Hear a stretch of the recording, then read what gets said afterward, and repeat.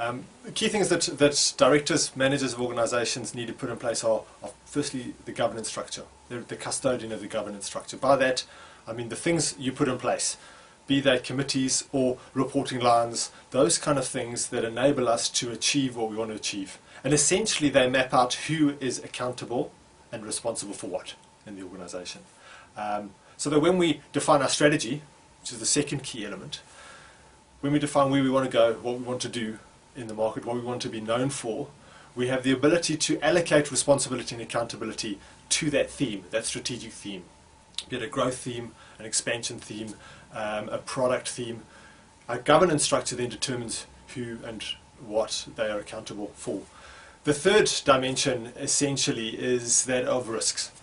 Because when we embark on a journey, when we have a vehicle to take us there, our strategy and our governance, then we encounter risks on the way. And in the current environment, risk is very closely tied to the stakeholders in our business.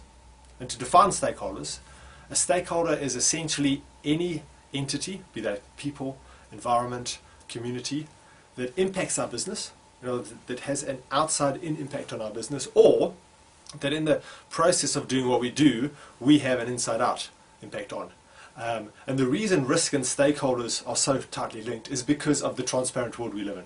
Because the fact is we cannot do anything without someone knowing about it and someone being able to communicate about what we're doing. And the key thing with stakeholders is they are impacted by what we do without us. We have to acknowledge that. We cannot simply go out and make money. We need to realize that our employees have an impact on that and we impact our employees. If we are in a resource or base kind of industry, manufacturing, mining, those kind of things, we have a significant impact on the environment, be it the resources we extract or the resources we use, and then the waste we generate. And most industries, even retail, has a significant waste element. You and I have all come home with more packaging than product, and that's a significant challenge. Some of those things are significant challenges for business. And so the three dimensions are governance, the model you build, your vehicle you build to deliver your strategy, second, and then the impact on stakeholders and risks that you encounter.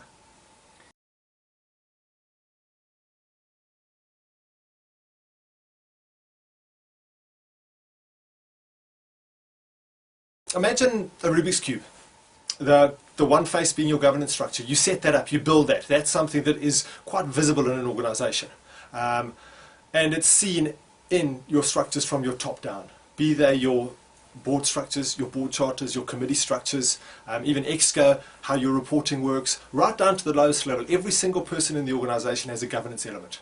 Even the sweeper in the factory needs to govern their role well, because they need to submit and work within the structure they've been allocated, but also simple things like workflow and all of that kind of thing are structured. So that in an organization would tend to be fairly rigid in the short term.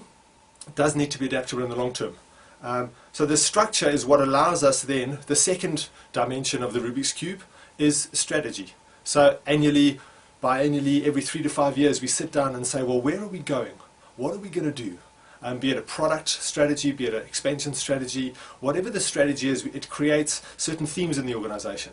So that requires certain things of the people in our organization.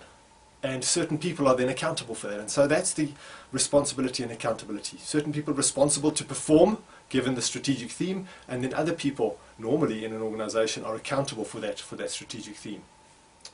And then the third dimension, the XY axis, the other one, is the stakeholders.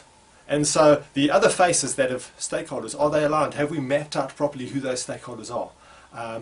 Do we understand not just who they are, but what impact our actions have on them or their actions have on us, and the risks we face in those interactions between our governance structure, our strategy, and our stakeholders. And too many organizations don't have a nice finished Rubik's Cube.